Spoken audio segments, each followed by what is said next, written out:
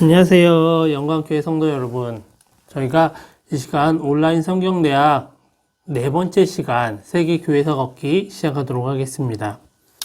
저희가 지난 시간까지는 영국의 청교도 운동에 대해서 살펴보았습니다.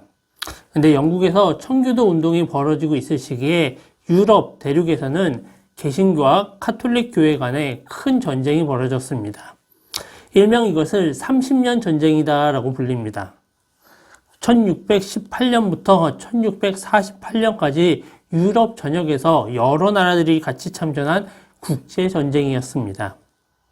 시작은 오스트리아 공작 페르디난트 2세로부터 시작되었습니다.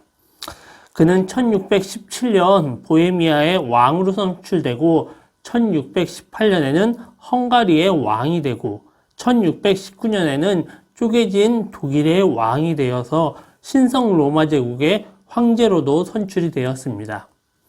그런데 자신이 통치자가 되고 나서 살펴보니까 자신의 통치 지역에 개신교들이 더 많다라는 것을 알게 되었습니다. 왕은 이들을 모두 카톨릭으로 되돌리거나 제거하기로 합니다. 1555년 아우구스부르트 협약을 통하여서 개신교가 용인되었지만 왕은 그것을 다 무시하고 1618년 보헤미아의 프라하에 2명의 사신을 보내서 그곳의 백성들에게 개신교가 불법이라고 선포하고 모두 카톨릭으로 복귀하라고 명령하였습니다. 하지만 프라하의 개신교 귀족들은 황제의 명령을 거부하고 특사를 건물 창문 밖으로 던져버렸습니다. 그리고 보헤미아인들은 페르디난드 2세를 거부하고 개신교도를 새 왕으로 선출하였습니다.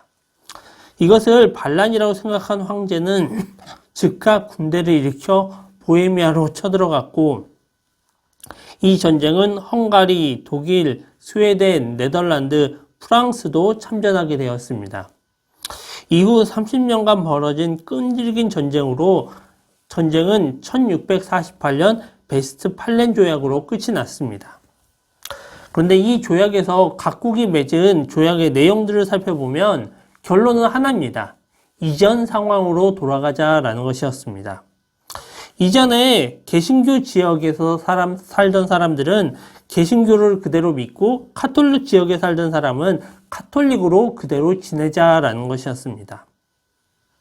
무려 30년간이나 전쟁을 벌였는데 어느 진영에 우월한 승리가 없이 전쟁이 끝나버리게 되니까 결국 이들은 30년 동안이나 전쟁을 벌이고 얻은 것이 아무것도 없게 된 것이었습니다. 오히려 수많은 생명이 목숨을 잃고 수많은 난민들이 생기고 그 가운데 일부는 집이 없어져서 여기저기를 떠도는 집시 생활을 하기도 하였습니다.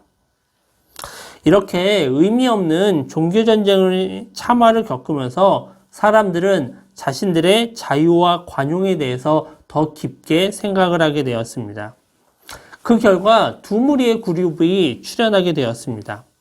하나는 기존 교회의 교리의 폐쇄성을 배격하고 체험과 사랑을 중심으로 한 경건주의자들이고 또 다른 그룹은 광기와 독선을 비판하고 이성적인 세계를 구축하려고 한 계몽주의 철학자들입니다.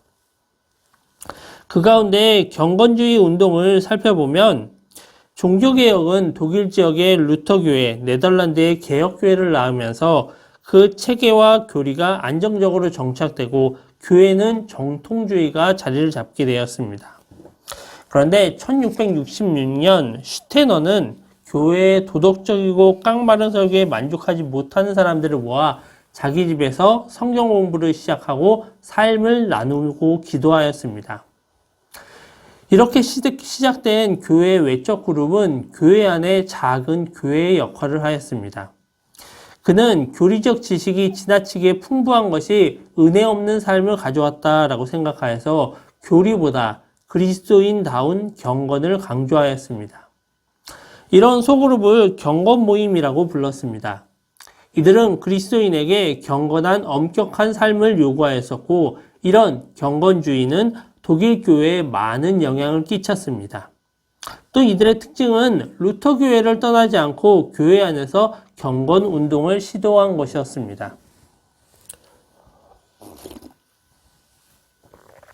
네덜란드에서도 경건주의 신앙이 있었습니다.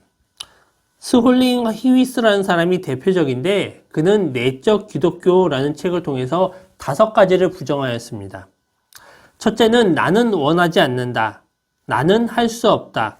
나는 알지 못한다. 나는 가진 게 없다. 나는 도움이 안 된다. 라는 것을 신앙인의 가장 중요한 덕목으로 주장을 하였습니다. 이것은 인간의 전적 타락과 무능력을 고발한 것이고 철저한 자기 부정이 되었습니다. 하지만 그것은 그리스도 안에서 우리가 할 수 있는 것, 내가 할 수 있는 최선의 노력까지도 포기했다는 것에서 문제가 되었습니다. 이렇게 교인에게 성경이 요구하는 것보다 훨씬 더 힘들고 어려운 신앙을 주장하는 그의 목회는 많은 교인들로부터 외면을 받고 그 교인들은 교회를 떠날 수밖에 없었습니다.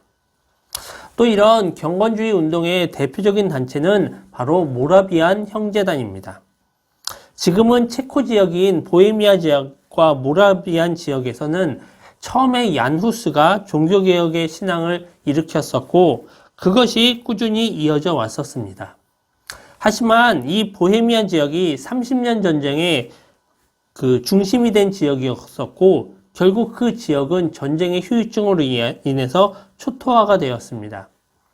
이후에도 로마 카톨릭은 계속적으로 그 지역을 박해하여서 결국 개신교인들은 형제단을 구성해 숲속 깊은 곳으로 유랑하며 살아갈 수밖에 없었습니다. 이 형제단은 숲속에서 어렵고 고통스러운 삶을 영위하면서도 세상의 권력과 압력에 타협하지 않고 순수한 종교개혁 신앙을 유지하려고 하였습니다. 이러한 모라비안 형제단은 진젠도르프 백작이라는 사람의 영지에 와서 공동체를 이루게 되었고 나중에는 이 진젠도르프 백작도 모라비안 형제단으로 개종을 하였습니다. 그리고 그가 근대 개신교 선교를 일으켜서 수많은 사람들에게 많은 영향력을 끼쳤습니다. 이 공동체는 처음에 시작은 비록 소규모였지만 독일 지역뿐만 아니라 전 세계로 뻗쳐나아갔고 잉글랜드의 감리교 창시자인 존 웨슬리나 개신교 근대 선교의 아버지로 불리는 윌리엄 캐리도 이들의 영향을 받았습니다. 이런 경건주의 운동은 교회와 신자들에게 생동감을 불어넣었습니다. 하지만 이런 경건주의에도 단점이 있었는데 그들은 교회 형식을 터부시하고 지나친 금욕적 자기부정을 하였습니다. 또 잘못하면 개인적인 광신주의나 신비주의로 가기 쉬웠습니다. 이후에 18세기, 19세기에 가서는 루터교의 경건주의는 교리가 약해지면서 신학적 자유주의와 철학적 계몽주의의 공격에 쉽게 넘어지기도 하였습니다. 앞에서 30년 종교전쟁 이후에 경건주의와 계몽주의가 나타났다라고 하였습니다. 종교개혁에 있어서 성경이 빛의 역할을 했다면 계몽주의에서는 사람의 이성이 빛의 역할을 하였습니다. 계몽주의는 17세기, 18세기 로마 천주교회와 개신교회가 얽혀있는 잘못된 정치, 경제, 사회, 문화에 대한 이성적인 개혁이었습니다. 계몽주의는 신앙이 아니라 이성의 역할을 강조한 사상가들에 의해서 주도되고 전반적인 유럽 사회의 하나의 사고와 삶의 방식이 되었습니다. 이런 계몽주의를 주도한 사람은 우리가 많이 들어본 철학자들인데 이 사진의 왼쪽의 순서부터 베이컨, 홉스, 데카르트, 칸트 같은 사람들입니다. 이들은 인간의 존엄과 평등과 자유를 강조하였습니다. 그리고 이러한 계몽주의는 사상으로 그치는 것이 아니라 교회에서도 상당한 영향을 끼쳤습니다. 그래서 신앙에도 이성을 중시하는 합리주의적 사고방식이 유행을 하게 되었습니다.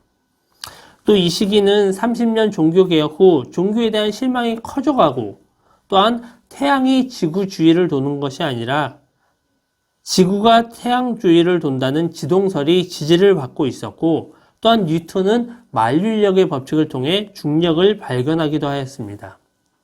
이렇게 이성이 점점 더 곽강을 받고 과학이 발전하면서 사람들은 성경보다 자연과 인류 문화의 가운데 쓰인 자연 법칙을 찾는 경향들이 생겨났습니다. 그리고 이러한 생각들은 자연스럽게 신앙과 이성을 분리하는 이신론을 만들게 되었고 하나님이 이 세상을 만드셨지만 더 이상은 세상의 일에 간섭하지 않으시기 때문에 사람들이 자연 법칙을 잘 다스리고 따라야 된다라고 가르쳤습니다. 이러한 이신론은 근대 영국, 프랑스, 독일, 네덜란드, 미국에서 유행을 하였는데 그 가운데 특히 미국에서 큰 역할을 하였습니다. 미국은 처음에는 신대륙으로 시작을 하였지만 1776년에 독립선언문을 작성하였는데 거기에도 이신론의 영향들이 드러나고 있습니다. 미국 독립의 건국적인 영웅들은 벤자민 프랭클린과 토마스 제퍼슨인데 벤자민 프랭클린은 피레침과 다초점 렌즈를 만든 과학자이고 시간관리의 전문가였습니다. 그래서 지금도 많이 쓰이고 있는 프랭클린 플래너도 이 사람이 만들었습니다.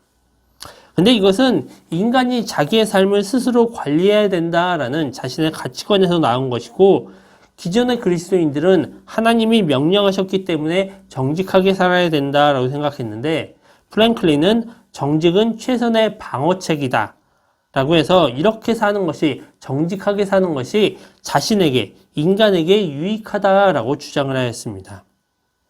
또 미국은 기본 사상으로 자유, 평등, 박애를 주장하였었는데 이러한 이신론은 프랑스 대혁명에도 많은 영향을 주었습니다.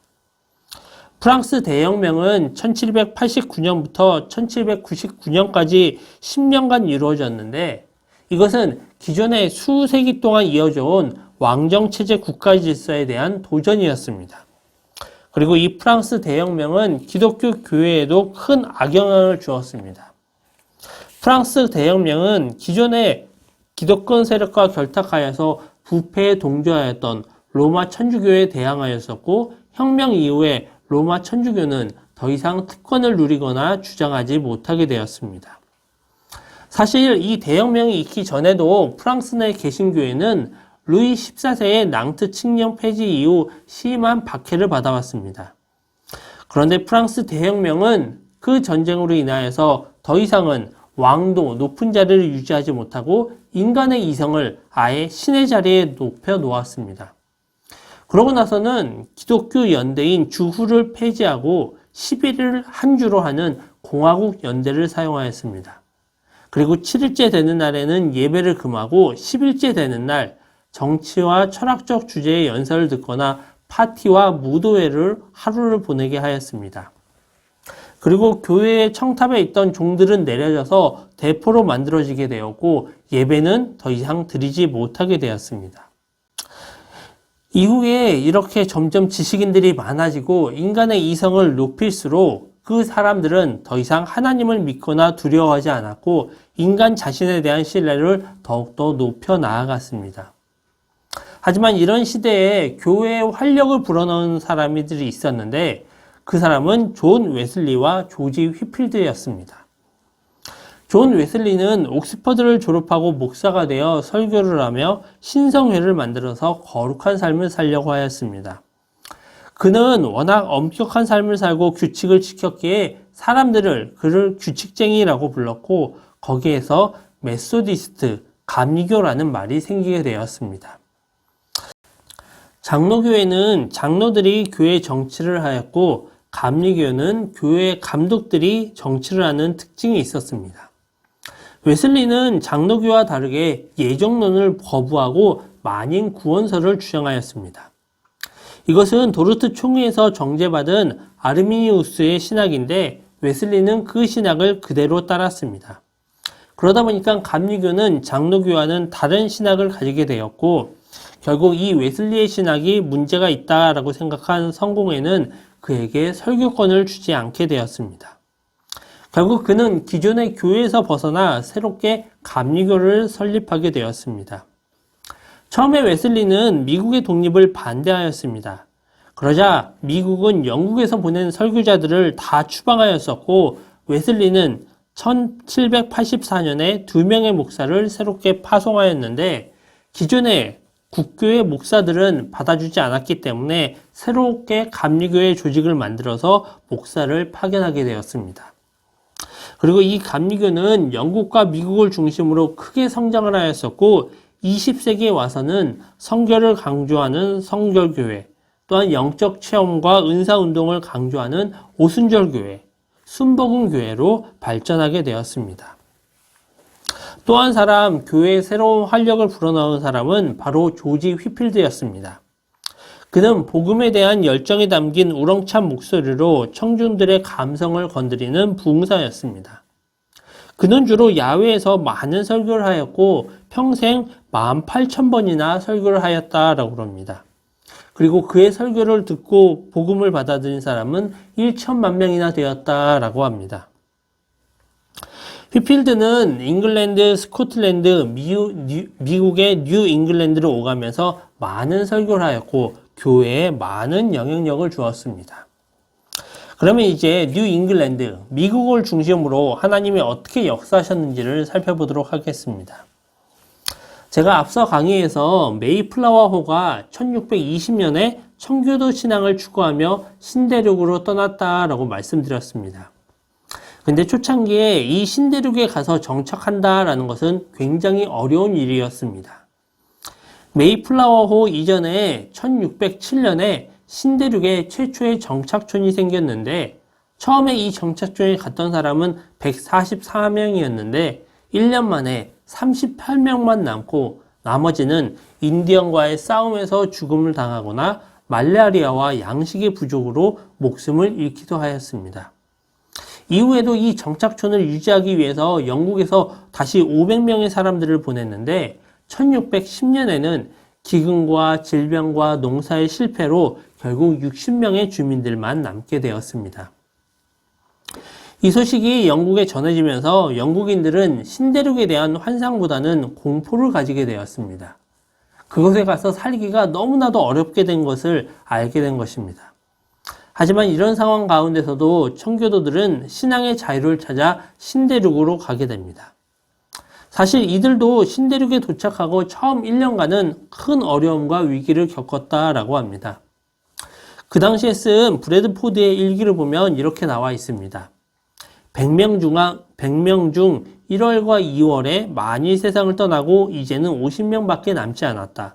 그 가운데 건강한 이들은 6명에서 7명에 불과했으나 이들은 땔감을 가져오고 음식을 마련하며 병든 자들의 더러운 의복을 세탁해 주었다. 사람들은 기쁨으로 자원하는 마음으로 아무런 불평 없이 수고스러운 일들을 하였다. 이렇게 역경과 어려움이 가득한 가운데서도 청교도들은 살아남았었고 이들은 가장 미국적인 정신을 가진 정착 공동체로 평가를 받게 되었습니다. 이 당시에 이들이 살았던 뉴 잉글랜드 지역은 지금이 보이는 미국 지도의 저 위 빨간 부분 아주 작은 지역에서 살았습니다. 이들이 세운 청교도 공동체는 세계에서 가장 도덕적인 공동체를 설립하였습니다. 그래서 그 정착촌은 범죄가 가장 적은 곳이고 개화된 곳이고 검소하고 청빈한 곳이었습니다. 또 이들은 그들이 앞으로의 후손들을 위해 교육을 해야 된다라고 해서 교육에 중점을 두었습니다. 그래서 그들이 사는 타운마다 초등학교를 설립하였었고 1636년에는 매사추세츠에 대학을 세웠는데 그 대학 설립자의 이름을 따서 그 대학은 하버드 대학으로 불리게 되었습니다. 또 1718년에는 코네티컷에 예일 대학을 세우게 되었습니다. 그리고 이후에도 이 신대륙에 많은 나라들이 들어왔습니다. 그래서 프랑스는 아메리카 대륙에 뉴 프랑스를 설립하였었고 서남부를 중심으로는 스페인들이 뉴 스페인을 세웠습니다.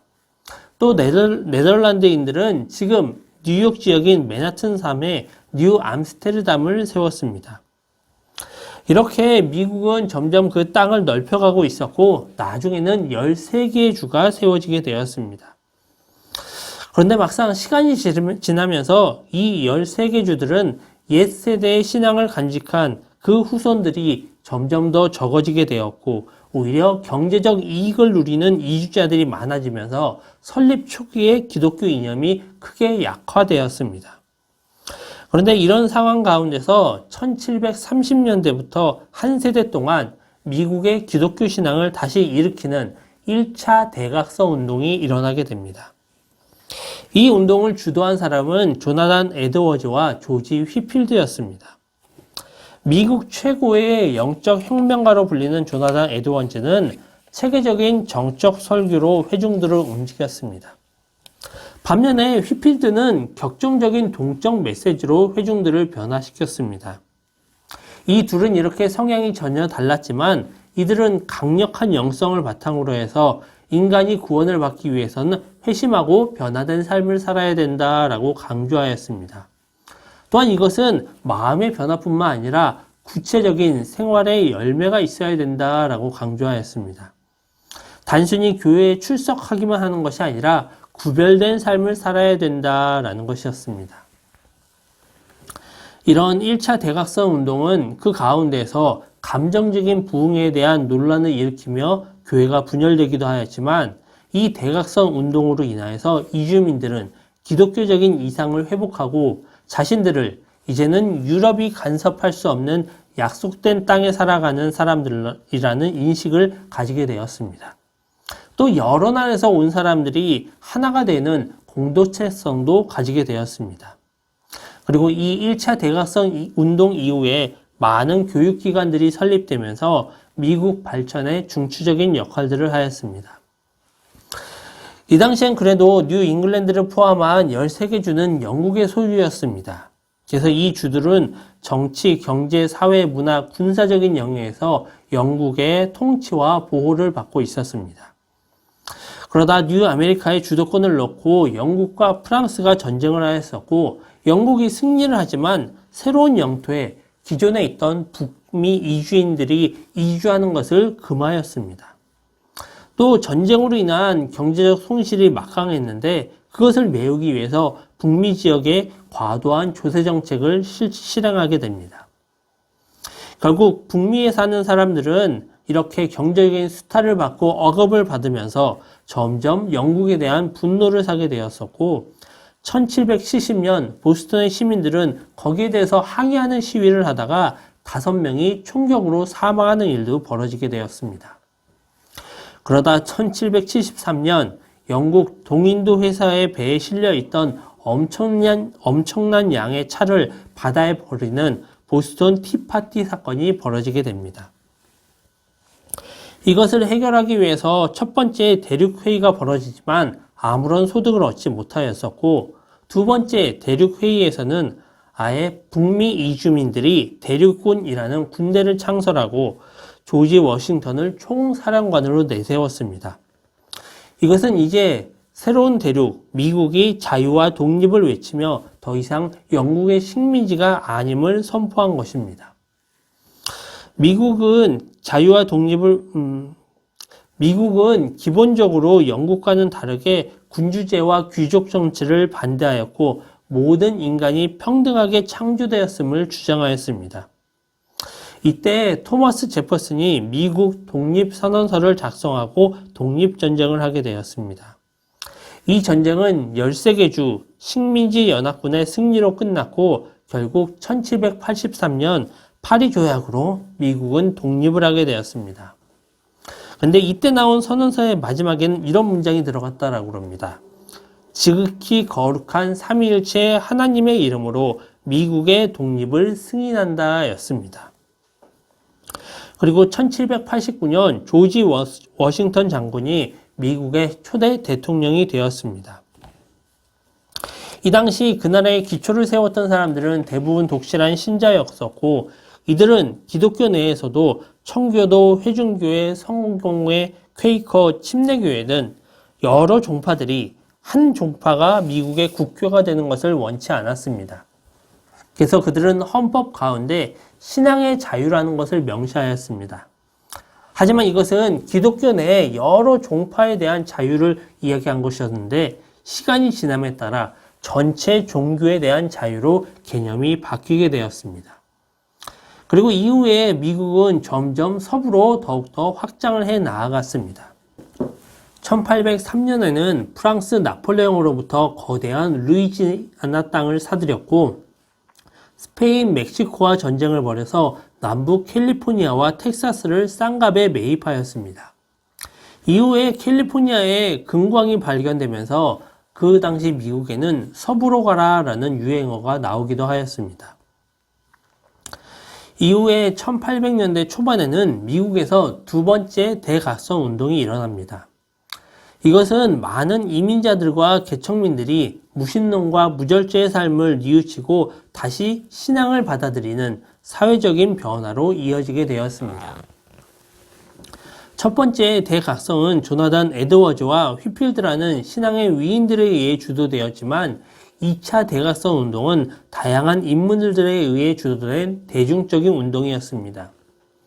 조나단 에드워드의 손자였던 티모시 드와이트는 예일대의 총장 역할도 하였는데 그 당시 방탕하고 계몽주의 사상에 물들어 있던 학생들에게 영적인 도전을 주었고 많은 불신자 학생들이 회개하고 기독교로 개종을 하였습니다. 또 이런 분위기는 그 예일대학에만 멈추는 것이 아니라 주변의 다른 대학으로까지 퍼져나갔습니다. 그리고 이때 회개하고 중생한 많은 학생들이 선교에 자원을 하고 복음 전도 사역에 뛰어들게도 되었습니다.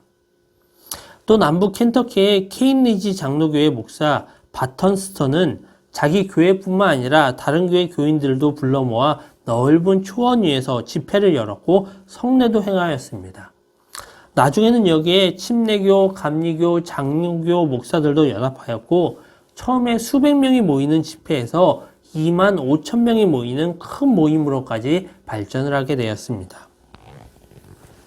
또 이 당시에 변호사 출신인 찰스 피니는 각성운동을 뉴욕과 동북부 도시들까지 퍼뜨렸습니다. 그는 강단이나 공원에서 수만 명이 군집하는 대규모 집회를 갖고 격정적이고 논리적인 메시지를 전했습니다. 이렇게 찰스 피니가 지나간 지역은 영적인 큰 불이 난 것 같다라고 해서 불탄 지역으로 불리기도 하였습니다. 더불어 2차 대각성 운동의 지도자들은 오하이오의 오벌린 대학을 설립하였습니다. 그리고 이 대학은 최초로 흑인들을 백인들과 함께 교육을 시켰습니다. 찰스 피니는 이 오벌린 대학의 2대 총장으로 봉사를 하였습니다. 그리고 이런 대각성 운동의 영향으로 사람들의 신앙심은 다시 고조가 되고 교육의 열기도 높아졌습니다. 그리고 이 시대에 미국의 다양한 종파들 가운데 감리교회와 침례교회는 대형 종파로 성장하게 되었습니다. 침례교회는 1812년 20만 명이었던 교인의 수가 1850년에는 100만 명을 넘길 정도로 폭발적으로 성장했습니다. 또 감리교도 1784년에는 15,500명의 교인 수가 있었는데 1816년에는 20만 명이나 되는 교단으로 성장을 하였습니다. 그리고 남북전쟁 이후에 1861년에는 가장 큰 개신교 교회단으로 성장을 하였습니다. 이 당시에 장로교도 성장을 하기는 하였지만 나중에는 두 분파로 갈리는 분열을 겪기도 하였습니다. 그 외에도 이 2차 각성 운동 이후에 여러 가지 신생 교단들이 나오고 제7인 안식교도 이때 생겨나서 성장을 하게 되었습니다. 이후에 미국은 자신들의 역사 가운데서 큰 아픔인 남북전쟁을 경험하게 되었습니다. 1800년대에는 500만 명이었던 미국의 인구가 1860년에는 3100만 명으로 크게 증가하였습니다. 당시에 미국은 동북부 지역에서는 산업이 발달을 하고 동남부 지역에서는 전통적인 면화 농업과 담배 농사를 벌였습니다.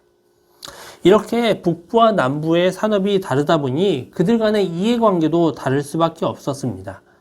북부는 미국의 산업을 보호하기 위해 영국의 상품을 수입하지 말자라고 주장을 하였고 남부는 그렇게 되면 영국에 목화와 담배를 수출하지 못하게 될까봐 크게 우려하였습니다.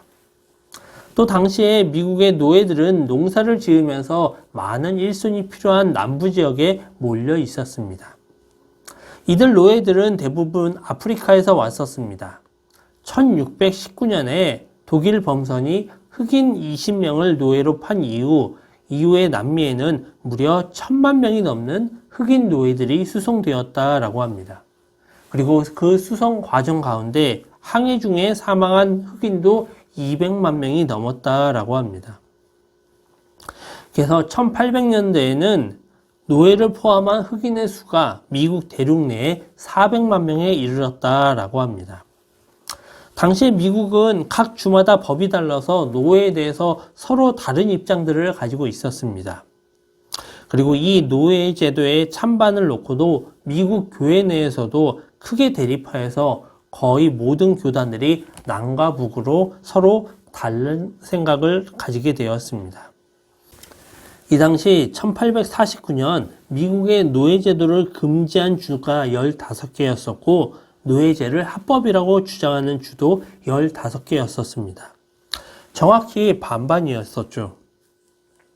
그리고 이 당시에 흑인들의 삶은 굉장히 불행하였었는데 그런 그들에게 기독교는 유일한 소망과 위로를 주는 영적, 심리적, 사회적 출구로 인식이 되었습니다. 그들은 성경에 나오는 예수 그리스도의 생애를 보면서 이 예수 그리스도의 고난이 지금 자신들이 겪고 있는 고난과 유사하다라는 것을 발견하였고 그러한 것을 영가에 닮아서 노래로 부르게 되었습니다. 이런 상황 가운데에서 1860년에 에이브러함 링컨이 대선 후보로 나서게 됩니다. 그러면서 그는 노예제를 폐지하겠다라고 주장하였습니다. 선거 결과 링컨은 남부에서는 단 하나의 주에서도 승리하지 못하고 북부에서는 모든 주에서 승리를 하면서 16대 대통령이 되었습니다. 그런데 1861년 링컨이 취임하기도 전에 모든 남부의 주들은 연방을 탈퇴한다라고 선언하였었고 아메리카 연합군이라는 그들만의 정부를 세웠습니다. 결국 1861년 남군은 먼저 선전포고를 하고 북군의 포트 섬터를 공격하면서 남북 전쟁이 시작되었습니다. 이 전쟁이 한참일 때 링컨은 1862년 대통령의 권한으로 남부주에 거주하는 300만 명의 노예들을 놓아주는 해방선언을 하게 되었습니다. 그리고 실제 남군이 진격하여서 북부 지역까지 사람들을 몰아내고 나면 그 지역의 노예들은 즉각 풀려나게 되었습니다. 그리고 1863년 필라델피아 게티스버그에서 북군은 남군과 맞서 중요한 승리를 하게 되었습니다. 그리고 1865년 남북전쟁은 결국 북군의 승리로 끝이 났습니다. 그리고 이후엔 헌법 13조가 만들어지면서 400만 명의 노예들이 해방되게 되었습니다. 이때 링컨은 재선을 하면서 취임연설을 하였었는데 그 취임연설에서 이렇게 이야기합니다. 지금 이 나라의 8분의 1이 흑인이고 남부에 거주한 노예들의 문제가 전쟁의 원인이었다라고 합니다. 그리고 남부와 북부의 끔찍한 전쟁은 하나님이 징계로 내리셨다라고 이야기합니다. 이것은 그동안 미국이 쌓아올린 부귀가 자신들의 노력과 능력이 아니라 흑인들의 희생으로 형성된 것이다 라는 것을 인정하는 것이었습니다. 그리고 앞으로도 미국이 물질적 풍요를 위해서는 타인을 착취하는 애굽이 아니라 자유와 정의의 가나안 땅이 되어야 된다라고 이야기하였습니다. 이 연설 이후에 세계는 링컨을 주목하고 인정하기 시작하였습니다. 하지만 이 연설이 있고 불과 한 달 만에 링컨 대통령은 미국은 흑인의 나라가 아니고 백인의 나라다라고 주장하는 한 사람에 의해 저격당해 죽고 맙니다. 저희가 이렇게 미국의 역사들을 살펴보았습니다. 오늘의 강의는 여기까지 마치고 다음 주에는 마지막으로 19세기에서 20세기까지 세계의 역사와 교회의 역할들을 돌아보고 성경대학을 마치도록 하겠습니다. 긴 강의 들어주셔서 감사합니다.